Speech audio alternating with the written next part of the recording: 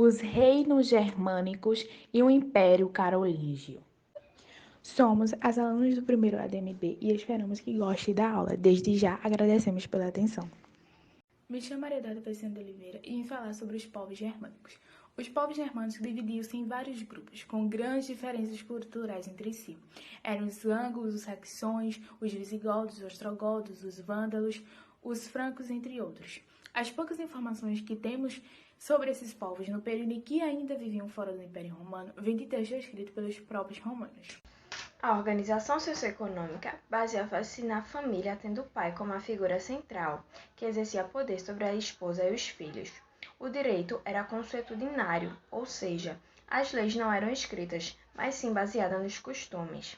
A religião era politeísta e as divindades eram associadas a elementos da natureza.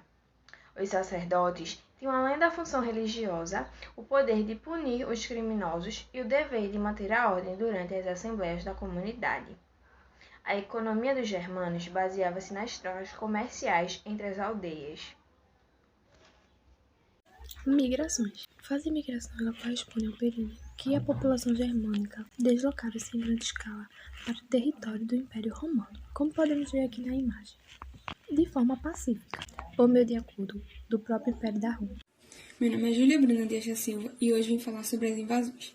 A fase das invasões corresponde ao período em que os germanos penetraram no Império Romano de forma violenta. Um dos principais motivos que desencadearam as invasões foi o avanço dos hunos nos territórios dos diversos povos germânicos.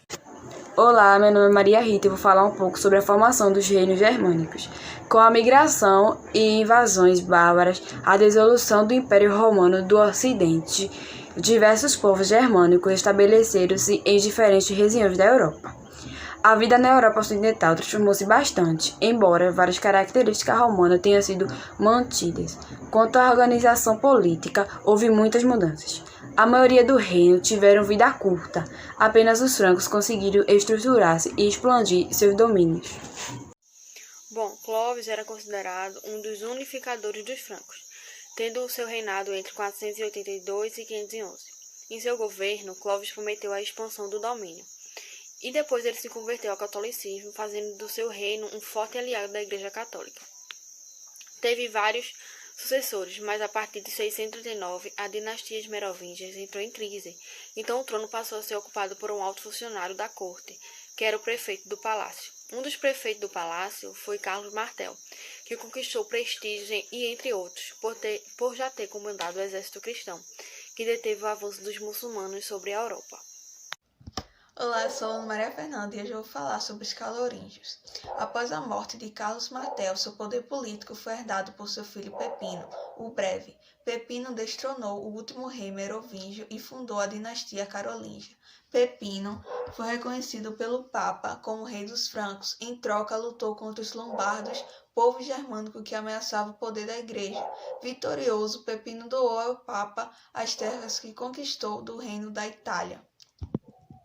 Bom, meu nome é Caone Vitória, e com isso Carlos Magno conseguiu um considerável poder no mundo cristão, chegando a receber do Papa Leão III o título de imperador do novo Império Romano do Ocidente, e pretendia-se reviver a antiga unidade do mundo ocidental, agora sob o comando de um imperador cristão. E, além disso, a Igreja Católica desejava a proteção de um soberano cristão que possibilitasse a expansão do cristianismo. O Império Carolíngio, o governo de Carlos Magno. O Império Carolíngio não tinha sede fixa, ela era onde o rei e sua corte se encontravam. E embora a cidade onde o rei passava mais tempo era Aquisgrã, no Palácio das Fontes de Águas Quentes, em 768, Carlos Magno assumiu o trono e governou até 814. Realizou muitas conquistas expandindo as fronteiras do império. Com isso, Carlos garantiu a dependência entre poder central e nobreza, porque parte das terras conquistadas eram doadas à aristocracia, que por sua vez tinha um compromisso de lealdade para o rei sucerano. As vitórias de Carlos Magno expandiram não só sobre seu território, mas também a fé sobre outras religiões. Suas maiores conquistas foram os lombardos anexando em seu território ao norte da Itália. estabeleceu uma pose França na Espanha. Submeteu os saxões que havia no norte do seu reinado. O êxito de suas conquistas teve apoio da Igreja. Em 800, Carlos Magno recebeu do Papa Leão III a bandeira de Santo Crepúsculo, sendo aclamado imperador dos romanos, O seu reino foi o mais extenso da Europa Ocidental. A propriedade da terra era fonte de riqueza e de prestígios. Para administrar um império tão grande, Carlos Magno estabeleceu muitas normas escritas, as chamadas capitulares, que funcionavam como leis. Entre os administradores estavam condes, responsáveis pelo cumprimento das capitulares e pela cobrança dos impostos dos condados, ou seja, território do interior. Marqueses cuidavam dos territórios situados na fronteira do império, ou seja, desmarcas. Miss dominis, inceptores do rei, que viajavam por todo o reino para fiscalizar a atividade dos administradores locais. Carlos Magno preocupou-se em promover o desenvolvimento cultural de seu reino. Então ele, apoiado por intelectuais, abriu as escolas e mosteiros, apoiou a tradução e a cópia de manuscritos antigos e protegeu artistas. Seu governo foi marcado por atividade intelectual nas áreas das letras, artes e educação.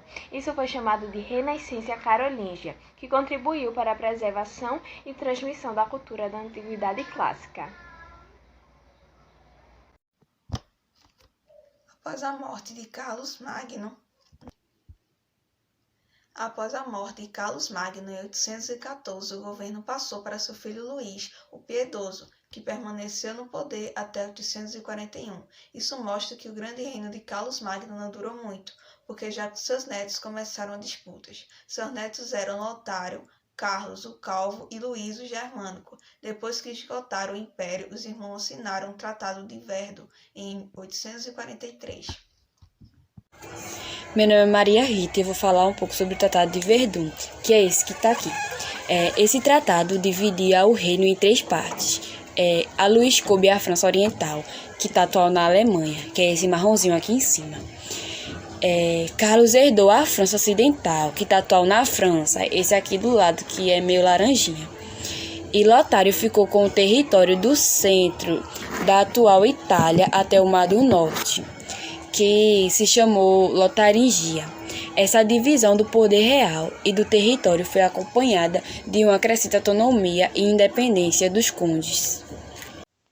Meu nome é Caone Vitória, e a parte que ficou com o Luís deu origem a um novo império, o Germânico, que até o século X, os grandes senhores feudais daquela região eram fiéis aos descendentes de Carlos Magno.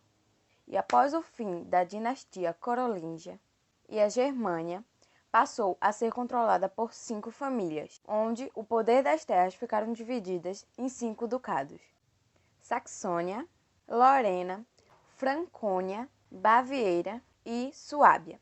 E entre estes reis não havia sucessão dinástica. Então, entre estes reis não havia sucessão dinástica. Os germânicos continuaram na tradição carolíngia e aliaram-se ao Papa, levando o nome do império para o Sacro Império Romano Germânico. Este império durou até o início do século XIX, quando foi destruído pelas guerras napoleônicas. E assim mais um império que desaparece, deixando para gerações novas a sua cultura e personagens importantes para serem estudados e assim lembrados mais uma vez. Quando falamos de história, temos o costume de nos refugiar no passado. É nele que se pensa encontrar o seu começo e o seu fim. Na realidade, é o inverso. A história começa hoje e continua amanhã.